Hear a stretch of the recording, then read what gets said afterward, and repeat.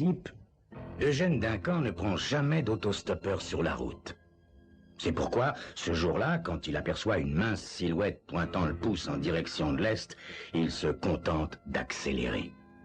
Mais l'homme, au moment où la voiture arrive à sa hauteur et, voyant qu'elle ne va pas ralentir, s'avance brusquement au point de heurter presque le pare-choc. Duncan donne un violent coup de volant à gauche et parvient à éviter de justesse l'inconnu. Heureusement, la circulation est très faible en cette fin d'après-midi. Furieux, l'automobiliste freine, fait marche arrière et, parvenu à la hauteur de l'autostoppeur, abaisse sa vitre. « Vous êtes cinglé ou quoi? Vous tenez vraiment à mourir ?» L'homme courbe la tête, le regard fixé sur ses souliers couverts de poussière. « Je m'excuse. »« Vous allez où ?» questionne Duncan. L'inconnu esquisse un vague geste. « Bouf, par là, vers l'est, jusqu'où je pourrais. » Curieux personnage. Duncan l'examine. L'homme n'est pas rasé et n'a pas dû mettre les pieds chez un coiffeur depuis au moins 2 mois. Son aspect, mal soigné, indique un habitué des asiles de nuit et des soupes populaires. Les coudes de son veston sont troués et les manches effilochées. Ah, on ne peut refuser de prendre à son bord un homme qui en a besoin au point de sauter sur le pare-choc, dit Duncan sur un ton soudain radouci. « Allez, montez !» Il attend que son hôte s'installe à ses côtés, puis démarre souplement. « Tout de même, observe-t-il en pilotant sa somptueuse voiture d'une main experte, vous auriez pu vous tuer, mon vieux. Et moi avec. »« Je vous ai dit que je m'excusais, » répète le passager d'une voix maussade. « Mais, en tout cas, je n'aime pas m'exposer inutilement au danger, » insiste Duncan. L'homme hausse les épaules, les yeux fixés sur la route, et dit « Alors pourquoi vous m'avez fait monter? Tout le monde raconte que les autostoppeurs sont dangereux, c'est bien connu. » Duncan lui jette un rapide coup d'œil. « Vous êtes dangereux, vous? »« Oh non, » répond le passager comme à regret. « C'est bien ce qui me semblait, » dit Duncan. « Je sais juger les hommes, vous savez. Je m'appelle Eugène Duncan. Et vous? » Kowalski. Bob Kowalski. « Et ça fait longtemps que vous attendiez sur cette route, Kowalski ?» Le passager soupire. « Une éternité, monsieur Duncan. Une éternité. » Je commençais à désespérer. « Vous avez eu des ennuis dans votre dernière résidence ?» interroge Duncan. Kowalski croise les mains sur sa ceinture de sécurité. « Ouais, pas mal d'ennuis, oui. Le shérif de Sbled, dans l'Indiana, prétendait que ma seule présence en ville faisait baisser la valeur des immeubles. Total, il m'a déposé sur cette route avec ordre de disparaître de sa vue, faute de quoi il se ferait un plaisir de me mettre à l'ombre pour quelques jours. » Duncan sourit.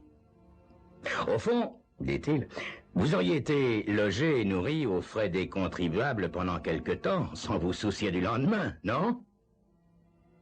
Le visage de Kowalski se durcit. « Non, monsieur, » dit-il d'un ton farouche. « J'aurais pas résisté. Je déteste l'enfermement. J'aurais préféré qu'il me tire une balle dans la tête. » « On dirait que vous en avez pas mal bavé, » observe Duncan. « Ah, pour ça, oui, monsieur Duncan. Jamais réussi à laisser la poisse derrière moi, elle me suit comme mon ombre. Ah, un jour, elle s'arrêtera bien devant ma tombe, et alors, la comédie sera terminée. Le plus tôt sera le mieux. » Le conducteur a un petit rire. « Vous êtes trop pessimiste, mon vieux. Un jour ou l'autre, la chance finit toujours par tourner. Regardez-moi. J'ai une femme attentionnée, un gosse charmant, une belle maison libre de toute hypothèque, un compte en banque honorable et une voiture qui fait des envieux. Eh bien, tout ça, je l'ai eu à partir de rien. Quand j'ai quitté l'armée, j'étais aussi fauché que vous. Seulement, je m'étais fait un bon copain là-bas. Un nommé Brad Wilson. On a décidé de se lancer dans les affaires. Figurez-vous qu'on s'est mis à acheter et à revendre un peu de tout en nous approvisionnant à crédit. Et ça a marché. Il faut dire qu'on était du genre accrocheur et que dès qu'on empochait $1, pas question de le dépenser. On le remettait immédiatement dans l'affaire. C'est comme ça qu'on a fait notre plot, Kowalski. Total, les grands magasins Kiwi, c'est nous. Le passager hoche la tête. Ah oui, il me semble bien en avoir vu 2 dans le comté en venant. Ça a l'air de marcher fort. Duncan se rengorge. À qui le dites-vous, mon vieux? On doit encore en ouvrir 3. On peut appeler ça de la chance, non? Kowalski approuve. Ah, oui. Tout à fait, monsieur Duncan. Profitez-en. Ramassez tout ce que vous pouvez pendant que ça marche. Soudain, le visage de Duncan se rembrunit. On le sent froid, tendu. J'en ai profité, Kowalski. J'en ai profité jusqu'à la semaine dernière, quand l'expert comptable a découvert un trou d'1 million de dollars dans la caisse. Et mon vieux copain Wilson puisait dans la caisse depuis des années et tripatouillait la comptabilité. Ce qui revient à dire que la chaîne des magasins Kiwi ne tient debout qu'avec de la fausse monnaie. Pas mal, non? Qu'est-ce que je dois faire, Kowalski, d'après vous? Passer l'éponge et repartir à zéro, 20 ans plus tard? Le passager ne répond pas. C'est pas tant une question d'argent, poursuit Duncan. Nos femmes sont liées d'amitié. Mon fils Mike sort beaucoup avec la fille de Wilson. Les Duncan et les Wilson jouent au golf ensemble et se rencontrent toutes les soirées que Dieu fait. Mais maintenant, ça va être la prison pour l'un des associés et la misère pour l'autre. Et les femmes, les mômes, qu'est-ce qu'ils vont devenir dans tout ça? Manque de chance, compatit Kowalski. Duncan allume ses phares car il fait de plus en plus sombre. La route, jalonnée de panneaux de publicité lumineux, décrit une longue courbe à travers une forêt de pins. « Écoutez, Kowalski, » dit soudain le conducteur. « Dans ma culbute, je pourrais peut-être vous aider à vous relever. » L'autostoppeur a un geste fataliste. « Vous savez, au point où j'en suis, monsieur Duncan, il n'y a plus d'aide possible. » « Même 300 000 dollars ?» interroge le conducteur. Les yeux de Kowalski s'éclairent. 300 000 dollars? Ça représente un sacré paquet. Je pourrais parvenir à vivre 1 an là-dessus, ou bien m'éclater, histoire de profiter vraiment de la vie, pour une fois. Regardez dans la boîte à gants, dit Duncan. Kowalski hésite, puis appuie sur le bouton. À l'intérieur de la boîte à gants est posé un petit revolver à canon court. « Prenez-le !» commande le conducteur sans tourner la tête. « Mais il est chargé ?» questionne Kowalski. « Bien sûr !» dit Duncan en appuyant sur l'accélérateur. La lourde voiture file sur la route qu'elle balaie de ses phares. Maintenant, Kowalski, vous allez vous servir de cette arme. Et elle vous rapportera 300 000 dollars.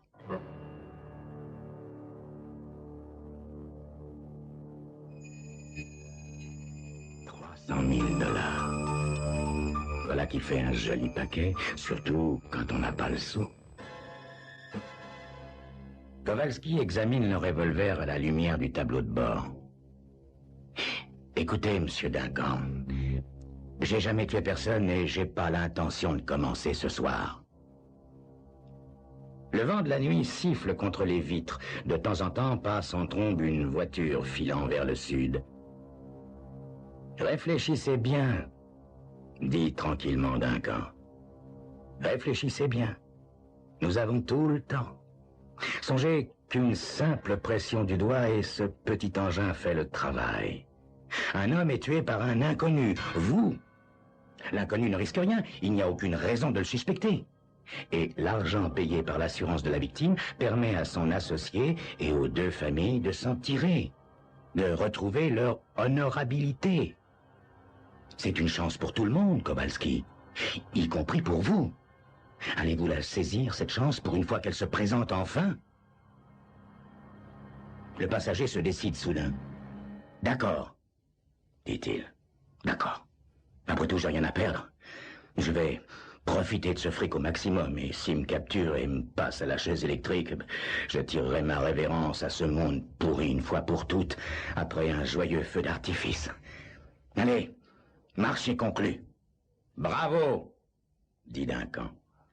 Il sort des billets de son portefeuille qu'il tente à son passager. Avec des gestes avides, Kowalski les examine, les lisse comme s'il voulait se convaincre de leur réalité, puis il les fourre dans ses poches.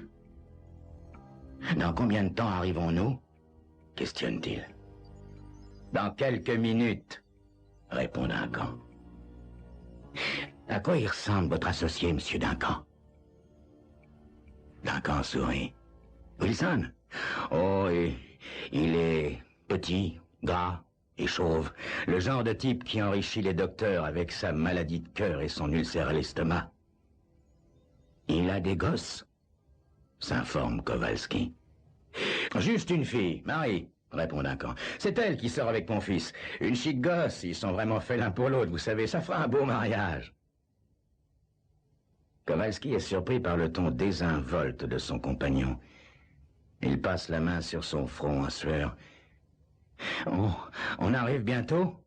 questionne-t-il de nouveau, de plus en plus oppressé. Le conducteur ralentit. « Tout de suite après le premier tournant !» La voiture quitte la nationale et s'engage sur une route qui s'enfonce dans l'obscurité boisée. Elle s'immobilise dans une clairière et les deux hommes descendent, cependant que le moteur continue de tourner au ralenti. Les phares éclairent les arbres les plus proches. « Où se trouve la maison de Wilson ?» questionne Kowalski. « À Chicago ?» répond Duncan. « Pourquoi ?» L'autostoppeur lui jette un regard stupéfait. « Quoi? Mais qu'est-ce que c'est que cette histoire? Vous vous foutez de moi ou quoi? Vous m'avez payé pour tuer un homme, mais où est-il ?» Une lueur étrange, presque égarée, naît dans le regard de Duncan. « Où est-il? » Mais devant vous, Kowalski. Vous n'avez pas compris? Le passager s'énerve. « Mais compris quoi, bonté divine ?» Lentement, Duncan passe sa main sur ses yeux. « Je vous ai payé pour tuer un homme, Kowalski. Un homme qui a trompé son meilleur ami en puisant dans la caisse et en falsifiant les comptes pendant des années. Un homme qui menace de ruiner 2 familles. Cet homme, c'est moi. C'est moi, le salaud qu'il faut exécuter pour tout sauver. Vous comprenez maintenant? Je vous paye pour ce service. » Kowalski ne répond pas. Les yeux rivés sur le sol, il est abasourdi, anéanti. « Je suis prêt, » continue Duncan d'une voix soudain très calme. « Dépêchez-vous, je vous en prie. Ensuite, foutez le camp dans ma voiture et abandonnez-la dans le premier village que vous rencontrerez. Et puis, vivez. Profitez de votre chance pour une fois que vous la rencontrez. » Kowalski relève la tête et fixe l'homme qui lui fait face. Cette fois, il a pris sa décision. « Je suis navré, monsieur, » dit-il doucement. Il lève le revolver et presse sur la détente plusieurs fois. Duncan s'écroule sur le sol, sans un cri. L'autostoppeur s'approche de sa victime pour vérifier qu'il est bien mort. L'envie lui vient alors de le délester des autres billets que contient son portefeuille. Mais il chasse vite cette idée. Non. Un marché est un marché. Cet argent sera pour la veuve et les enfants en attendant qu'il touche l'assurance vie de Duncan. Il faut être régulier. Il faut le revolver dans sa poche et se dirige vers la voiture. Au moment où sa main se pose sur la poignée de la portière, il aperçoit des phares qui se rapprochent sur la petite route. Des phares surmontés d'une lueur orangée qui clignote. La police. Immobile, comme pétrifié, il voit une voiture noire et blanche de la police d'État du Michigan pénétrer dans la clairière, s'immobiliser près du corps. 2 hommes en uniforme en descendent. L'un d'eux éclaire le cadavre de Duncan à l'aide d'une puissante torche, puis la braque sur Kowalski. « Ne bougez pas! Pas un geste !» Ébloui, l'autostoppeur reste figé. Il sent les mains de l'autre policier qui le palpe, lui ôte son arme. « C'est vous qui l'avez tué ?» interroge l'homme à la torche qui porte des galons de sergent. « Oui, » répond Kowalski sans hésitation. « Oui, c'est moi. »« Vous êtes en état d'arrestation » lance l'autre policier. Rapidement, les deux hommes poussent sans ménagement Kowalski à l'arrière de leur voiture. Celle-ci quitte la clairière et emprunte la route en direction de la nationale.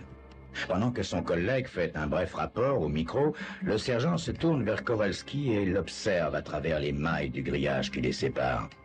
« Comment vous appelez-vous »« Kowalski. »« Et vous venez d'où ?»« Kowalski. »« De l'Illinois. Enfin, c'était ma dernière étape. »« Et ce type que vous avez tué, Kowalski, il s'appelait comment ?»« Eugène Duncan. » Sergent. Vous le connaissiez? Pas vraiment, répond Kowalski. Simplement, il m'a pris en autostop, il y a une demi-heure environ. Le sergent n'en revient pas. Et vous l'avez tué, froidement. Il avait de l'argent, dit simplement Kowalski. Vous êtes une ordure, Kowalski. Tu es un site sans froid, un paisible citoyen et n'éprouvez aucun remords. Vous savez ce qui vous attend. Kowalski se laisse aller en arrière sur la banquette. Il se sent calme maintenant, apaisé, presque indifférent. Oui, je sais ce qui m'attend. Mais ça ne me fait rien de mourir sur la chaise électrique pourvu que ce ne soit pas comme mon père, cloué sur un lit avec un corps ravagé par la souffrance. Ce que je regrette, voyez-vous, c'est de n'avoir pas eu le temps de dépenser ce fric pour profiter un peu de la vie. La voiture roule à présent sur la nationale. Vous savez, poursuit Kowalski, je ne me nourris plus que de sucreries et je perds la mémoire. C'est comme ça que ça a commencé pour mon père. Je suis atteint du même mal que lui. Mais moi, je ne connaîtrai pas toutes ces années de souffrance. Un petit déclic et hop, je finirai en beauté. Le sergent hoche la tête. Ainsi, dit-il, vous avez tué parce que vous vouliez mourir. Oui, sergent. Et une mort rapide sera pour moi un soulagement. Pas ce genre de soulagement, Kowalski, dit le sergent. Le passager le regarde avec surprise. Comment ça? Qu'est-ce que vous voulez dire? Le regard que le policier pose sur lui est froid et inexorable. Mais c'est sur un ton étrangement calme qu'il répond. Ce que je veux dire, Kowalski, c'est que si vous teniez tant à la chaise électrique, c'est dans l'Illinois qu'il fallait commettre votre meurtre. Ici, nous sommes dans le Michigan, et dans cet état, Kowalski, la peine de mort n'existe pas. Les assassins finissent leur jour en prison.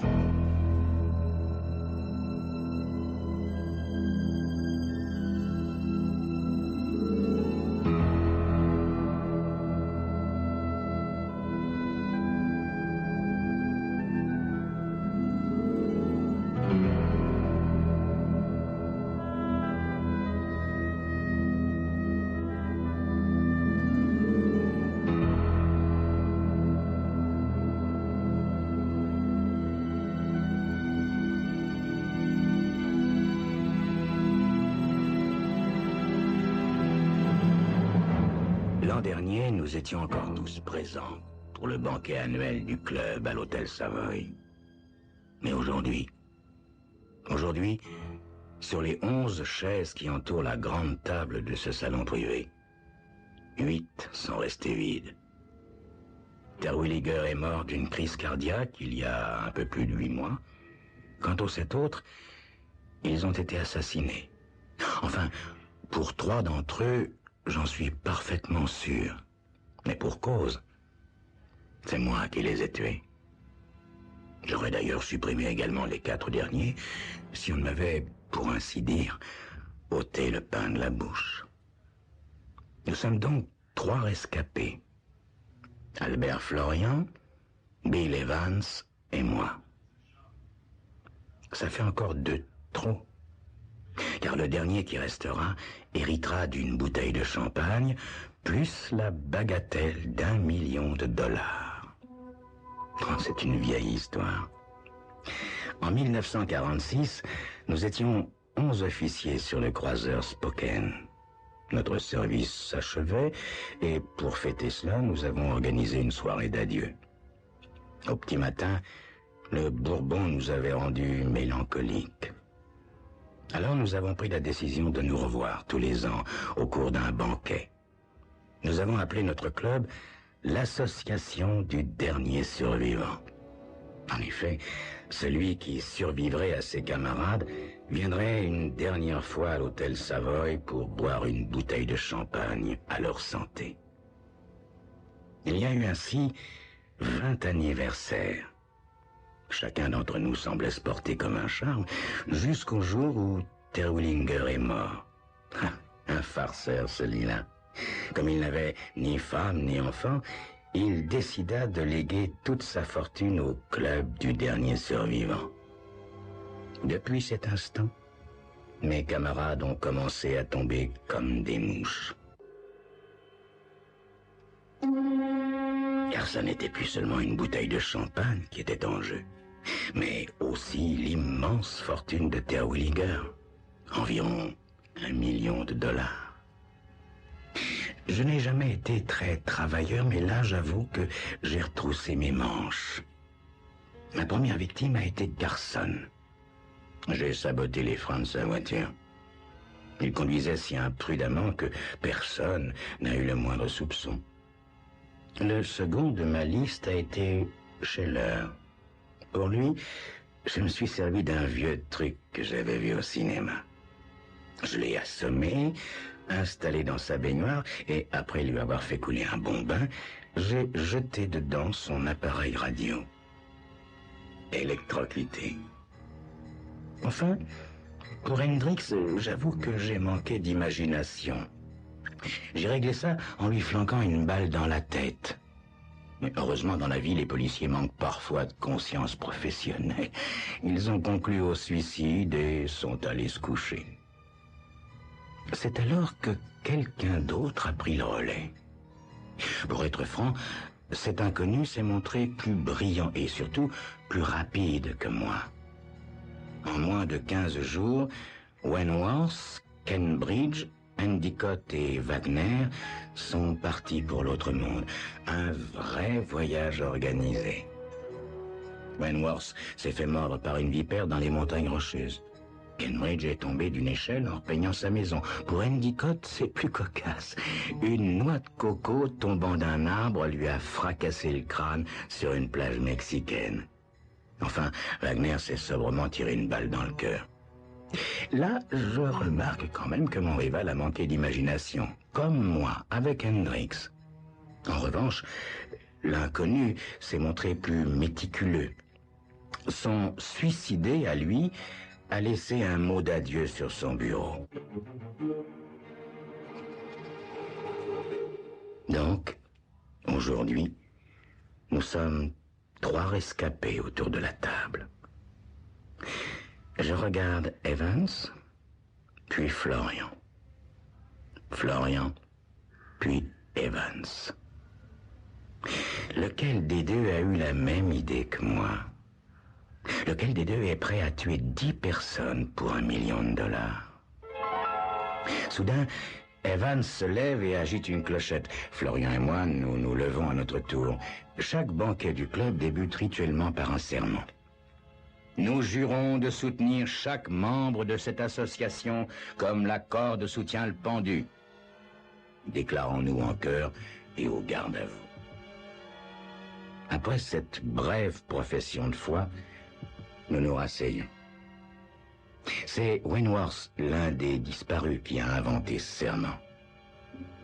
Il l'a trouvé amusant. Avec le recul, effectivement, cette plaisanterie prend un sens particulièrement savoureux.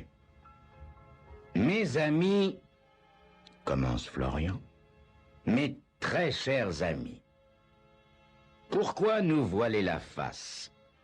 L'un de nous 3 est un assassin. L'un de nous 3 a tué 7 fois pour s'accaparer la fortune de Terwilliger.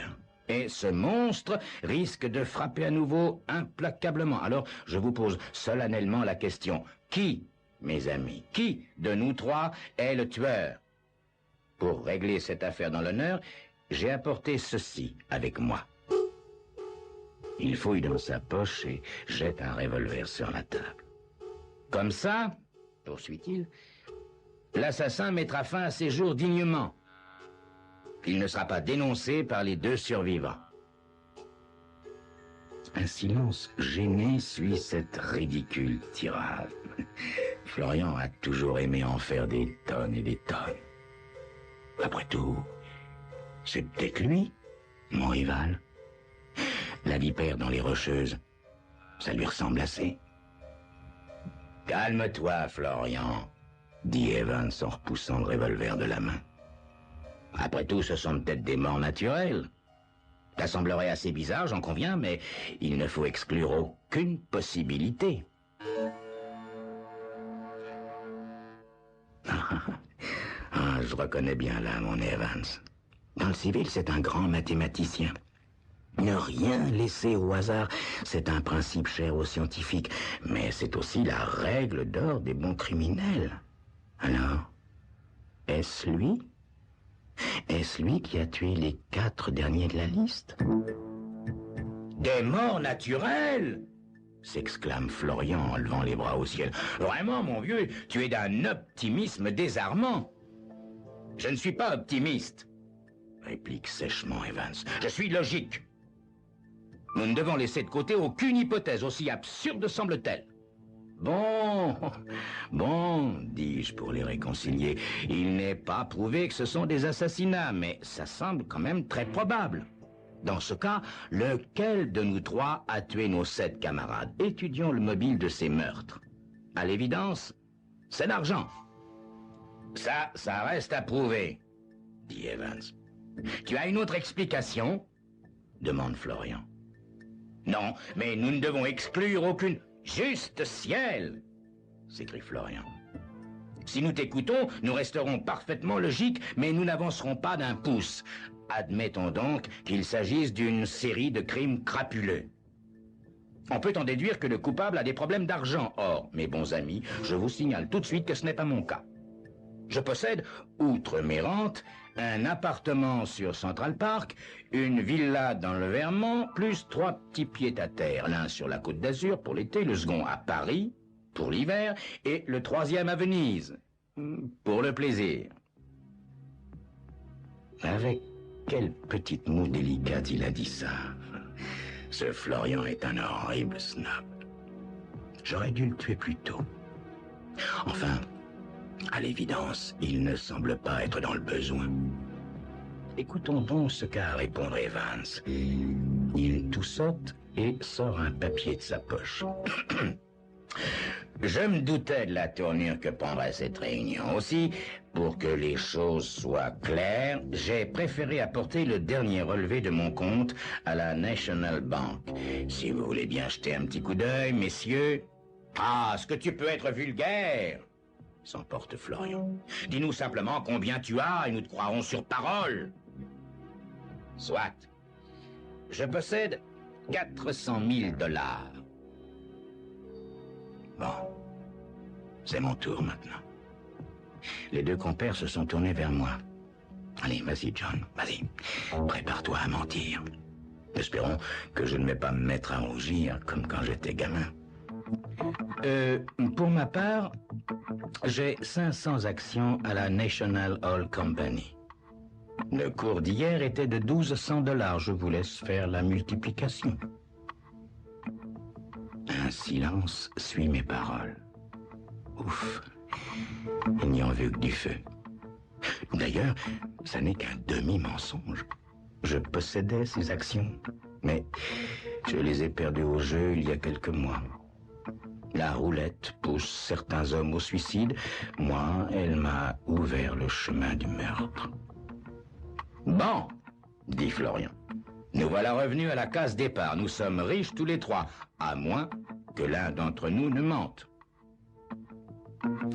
En fait, nous sommes 2 à mentir, mon cher Florian, me dis-je tout bas. Moi et celui qui a pris le relais de mes meurtres. De toute manière, soupire Evans, Nous n'avons aucun moyen de démasquer le menteur. Et ça, c'est très, très ennuyeux, car l'assassin n'a pas fini son travail. Pour remporter la fortune de Terwilliger, il lui faut encore tuer ses 2 derniers camarades. Tu veux dire que nous devons nous tenir constamment sur nos gardes? Que nous devons constamment craindre à chaque instant d'être assassinés? Évidemment, Florian, reprend l'autre. C'est simple, il y a parmi nous un tueur et 2 victimes en puissance. Je lève timidement le doigt pour proposer une solution. Florian tend la main vers moi pour me donner la parole.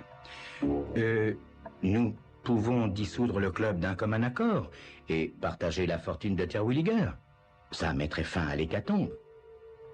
Zut, j'aurais jamais dû proposer ça. Florian et Evans tournent vers moi des regards inquisiteurs. C'est impossible, dit Florian. Seule la mort de 2 d'entre nous peut dissoudre le club. Nos statuts sont inviolables. Mais au fait, John, tu n'as pas fait d'études à Oxford, n'est-ce pas? Non. Pourquoi me demandes-tu ça? Pour rien, pour rien. Non, simplement, je me disais qu'un membre d'Oxford n'aurait jamais eu le mauvais goût de tuer pour de l'argent. Pas vrai, Evans? Ce dernier hoche vigoureusement la tête en me scrutant de plus belle. Il a fréquenté les plus belles universités, lui aussi. Je sens de petites gouttes de sueur me chatouiller le front. En m'efforçant de sourire, je m'écrie « Allons, vous n'êtes que 2 vieux snobs !» M'accuser parce que je n'ai pas posé mes fesses sur les bancs d'Oxford, en voilà un argument sérieux. Evans baisse les yeux, honteux d'avoir oublié un instant son implacable logique scientifique. Puis tout à coup, son visage s'illumine.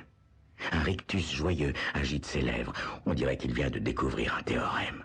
« Mes amis, inutile de chercher plus longtemps, » déclare-t-il. Quel que soit l'assassin, il ne fera plus de victimes. Ça, je peux vous le certifier. Nous fixons Evans, étonné par son étrange assurance. Lui sourit sans rien dire.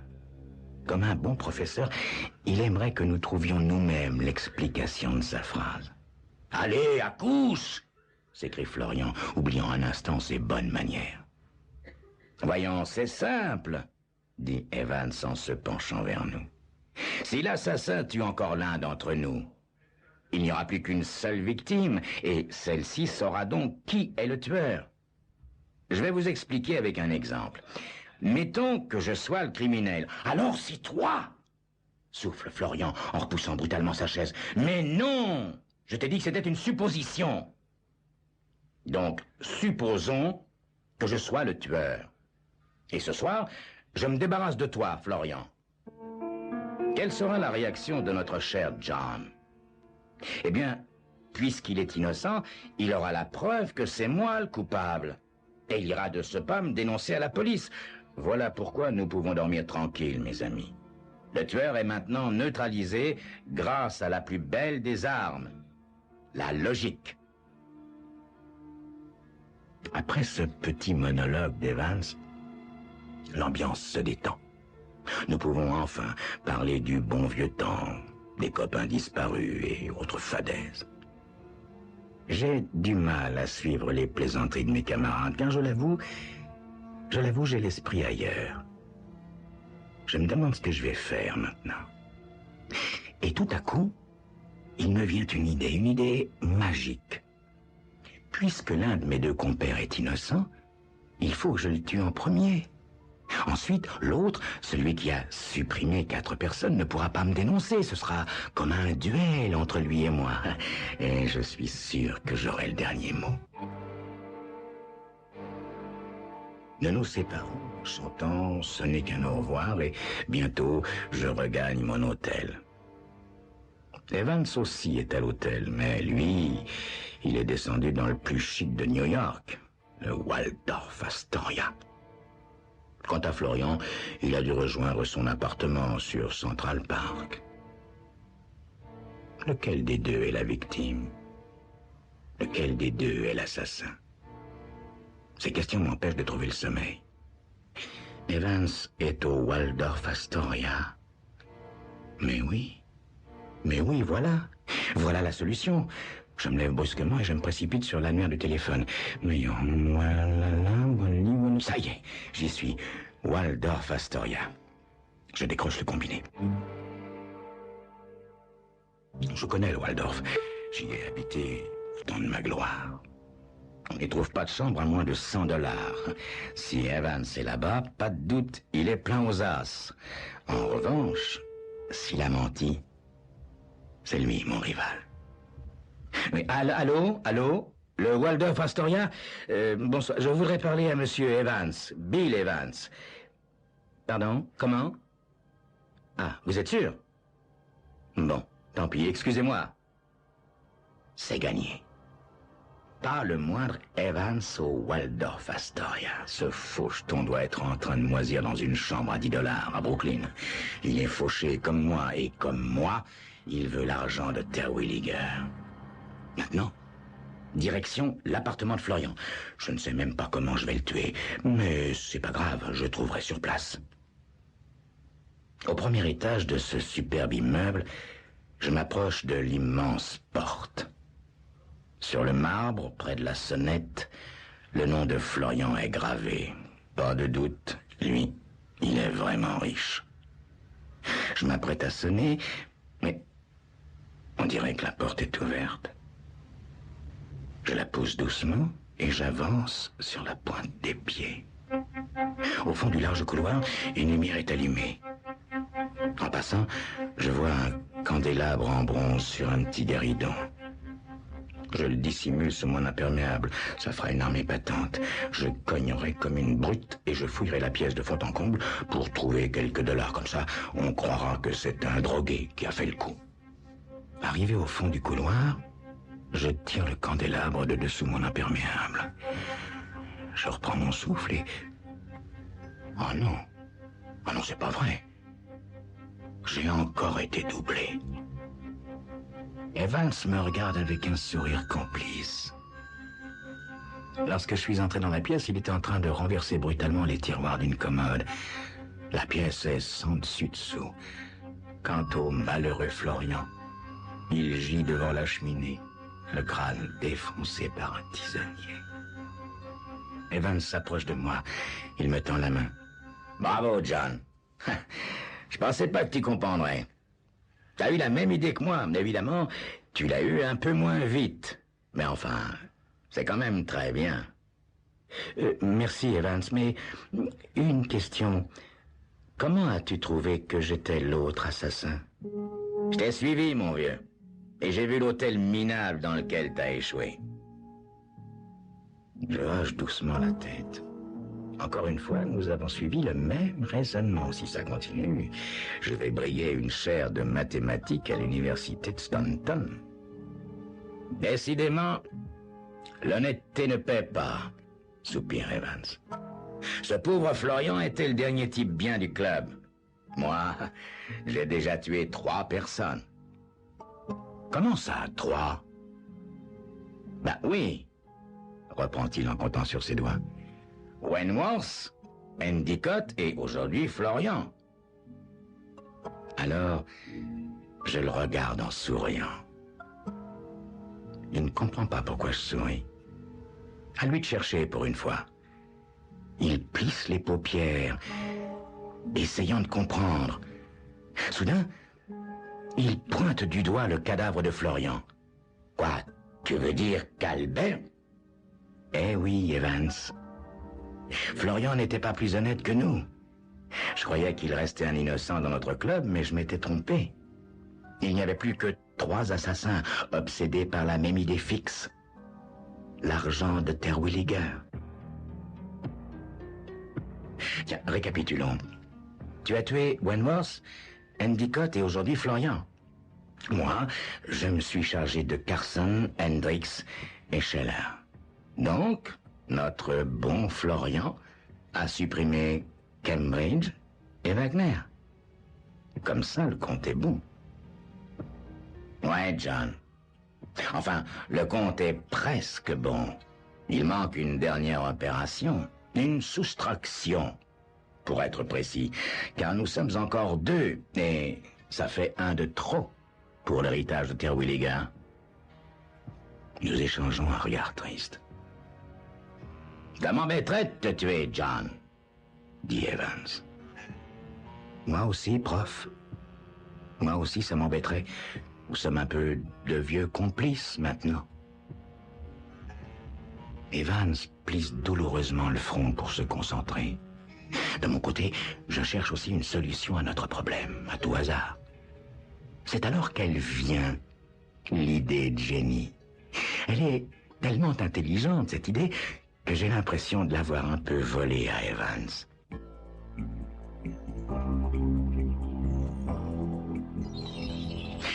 Dis-moi, prof, tu as combien sur ton compte en banque? T'as vu mon relevé, John. J'ai 400 000 $, mais j'ai acheté une nouvelle maison pour faire plaisir à ma jeune épouse, et cette folie m'a coûté 600 000 $. Les traites vont commencer à tomber le mois prochain, et alors, je serai ruiné. Aucune importance, prof. On va pouvoir s'arranger. On va partager le magot de Terwilliger, et je te laisserai même la plus grosse part. Mais c'est impossible, John. Tu connais les règlements du club aussi bien que moi. Seul le dernier pourra hériter. Je sais, Evans, je sais. Mais justement, tu seras ce dernier. Moi, je vais me suicider. Je vais poser mon manteau sur la balustrade du pont de Washington et je laisserai une lettre d'adieu dans ma poche. Et tout le monde me croira au fond de l'Hudson. Tout le monde. Sauf toi. Et alors, nous partagerons secrètement l'héritage, s'écrie Evans. Non, prof. Je dois disparaître tout de suite. La police pourrait me retrouver et nous finirions tous les deux en prison pour escroquerie. Non, écoute-moi. Demain, tu vas aller vider ton compte et tu me remettras les 400 000 $ qui s'y trouvent. Ensuite, je mettrai les voiles et le million de Terwilliger sera pour toi. Evans réfléchit un instant. Il pèse le pour et le contre. Enfin, il me tend la main et dit simplement « Marché conclu ». Dès lors, il ne nous reste plus qu'à finir de mettre à sac l'appartement de Florian, tout en parlant gaiement des jours anciens. Quelques semaines ont passé. Sur cette petite plage mexicaine, je regarde rouler les vagues, tout en buvant un martini glacé. C'est une occupation dont je ne me lasse pas. Notre plan s'est parfaitement déroulé et je suis venu ici avec les 400 000 $ d'Evans. C'est après mon départ que les choses se sont un peu gâtées. Pas pour moi, non, pas pour moi, mais pour ce pauvre Evans. Oh, il a bien hérité du million de Terwilliger. Malheureusement, le fisc lui a pratiquement tout pris. Il ne lui est resté que 200 000 $. Alors, bien évidemment, il n'a pas pu payer les traites de sa maison. Au fond de la prison où il croupit à cause de ses dettes, Evans doit me maudire. Mais il se trompe. Pour une fois, lorsque je lui ai proposé notre petit arrangement, j'étais parfaitement honnête.